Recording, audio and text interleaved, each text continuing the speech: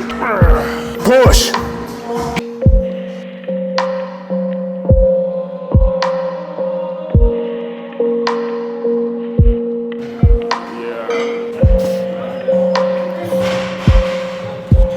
Easy.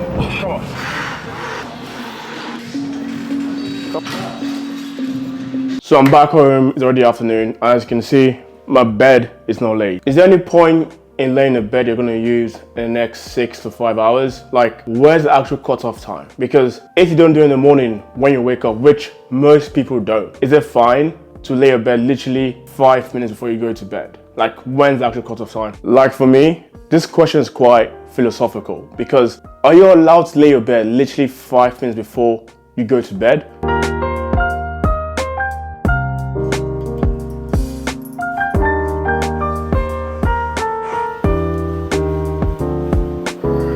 Hey everyone, apologies for the short video this week. As you can tell from my voice, I've not been well, so it's been hard to record and film. I've more or less saved all my energy for my gym session, so I promise, like I really promise, next week video will be at least 15 minutes. But since I didn't give you guys enough entertainment this week, I thought why not end the video with a Q&A where you guys can actually learn something. So I put on Instagram, you guys should ask me some questions, and I got quite a few questions. And the first one I'm going to answer is how best to lose weight. You want to lose weight. How best can you do it? Great question, because I think we all struggle with our weight. At the most extreme point, if you look freaking insane, you even suffer from body dysmorphia. You think you don't look lean enough. You think you don't look jacked enough.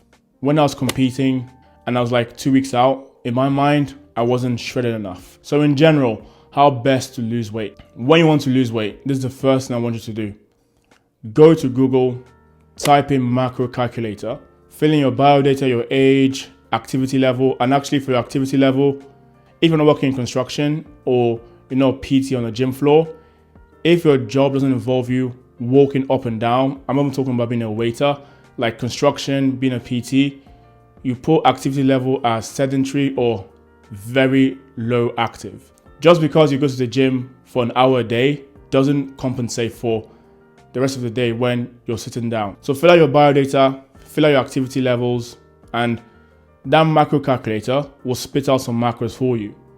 It will tell you based on your age, height, and your activity level. For me, for example, probably say start off eating 3,000 calories as your maintenance. So for a whole week, I want you to eat 3,000 calories, if that's your maintenance, and see what happens to your weight. If your weight stays the same, then great, that's your maintenance calories. If your weight goes up, then obviously those calories are too high because your weight's going up. So drop the calories down by like 200. And by the time you do this, you will then find what your maintenance calories are. Keep that in your back pocket. Now, what I want you to understand about losing weight is it's all about the energy balance. Your input is your food and your output is your activity. At the most basic level, to lose weight, your input, which is your food, should go down or your output needs to go up. At the most basic level. And actually, I've been speaking wrongly. In order to lose fat, not weight, because you want to retain your muscle, you want to lose fat in a systematic way. What a lot of people do is in week one, they do everything at once. They do 20K steps, training twice a week, eating nothing but like veg and chicken, doing kickboxing, doing classes, Pilates, just lose weight quickly.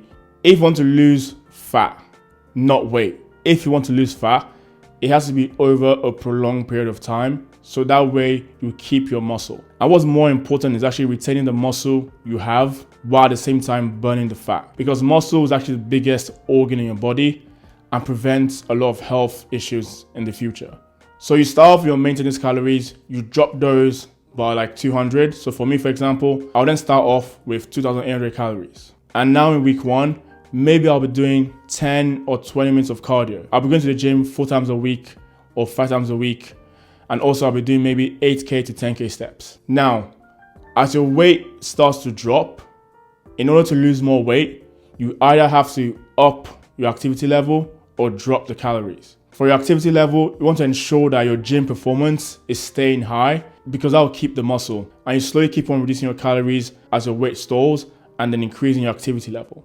Now, it sounds like a lot, which is why a lot of people get a coach, because even for me, I don't do my weight loss myself or my fat loss myself. I get a coach. People hire me to help them lose fat as well. And it's not because I can't do it. It's just because I don't want to have to think about, should I drop calories now or increase cardio, or what exactly should I do? Now, in terms of the diet, this is what a lot of people get wrong. If you watch Eddie Abu on Instagram or on TikTok, he shouts at people saying, eat whole foods, leave processed food alone. And you might not like his delivery, but I 100% agree with what he is saying. For me, when I'm dieting down, or even my diet in general, yes, I go out, yes, I drink alcohol, yes, when I go to a restaurant, I eat processed food, but 95% of the time, my food is single ingredient foods, because number one, it's easy to track. Number two, your body can digest it properly. So what are examples of these foods? Potatoes, rice, chicken, olive oil, eggs. If your diet is full of pizza, or you get your diet from Sainsbury's meal deal, or your protein is from some random shake, those are not going to give your body any nutrients. So for your diet, try and refine that and have as much simple and single ingredient foods in your diet. I'm telling you, you'll notice a big difference. If you want to know more, DM on Instagram Emeka Odo, or click on the link in my bio and book a free fitness consultation. The next question is actually a very good one. Someone asked me, how do you take on feedback? What tends to happen is when people receive feedback, instead of looking at just the content of the information, they first try a lot of times to disqualify who is giving the information. For example, if someone says 1 + 1 is 2, and I say 1 + 1 is freaking 2, it's still 2, right? But a lot of people will try and discredit what I've said because of how I've delivered it. And I want you guys to understand something. I could not care less about someone's delivery. All I care about is the content of the information. For example, Eddie Abu, the content is 100% spot on. He swears a lot, he cusses out, but to me, I don't really care. I like the information, I understand what he's saying, so I couldn't care less how that information is being delivered. And the worst thing you can do is to try and discredit people because you don't like how they pronounce something, or you don't like the way they convey the message. Thinking like that is very low IQ, because then you're more or less choosing what to listen to based on how the information is delivered.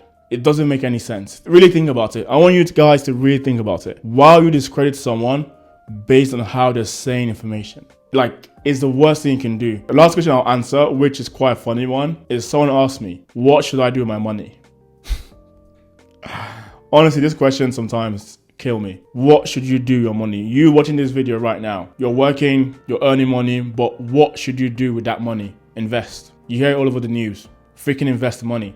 That's what you should do. But why should you invest? You invest because you want that money to generate returns, which is more or less making you more money. And also, you invest because of inflation. Inflation right now is around 4%, meaning the value of your money will erode by 4% by next year if you don't invest it. If you drew all your money in cash and kept it under, your mattress, crude example, in a year's time, that money will be worth less. That's basically why you have to invest. You have to invest to generate a return that can beat inflation. So for example, if inflation is 4% and you invest and get 10%, the real return on your money is actually 6%. Technically, that's a real return on your money. Well, how should you invest? What should you do? I like to think about my finances in more or less 3 types of accounts: current, investment, and emergency savings. Your current account is where you pay your mortgage, your rent, your bills, all that stuff. Obviously, your emergency account is where you keep money for a rainy day. Your current account is more or less not generating you any returns. However, your investment account is what you want to focus on.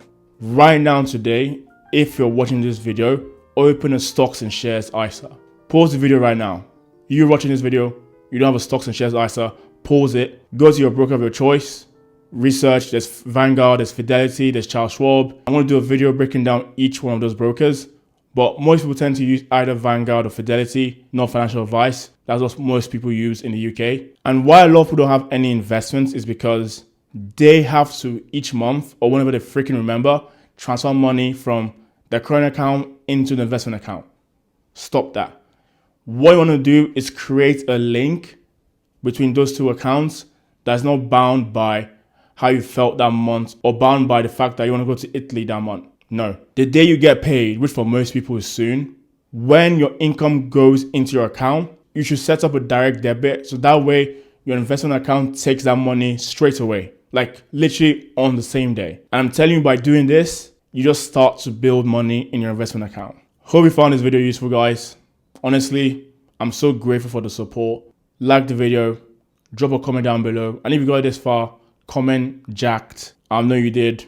I appreciate it. And I'll see you in the next video. Stay blessed. Have a good day.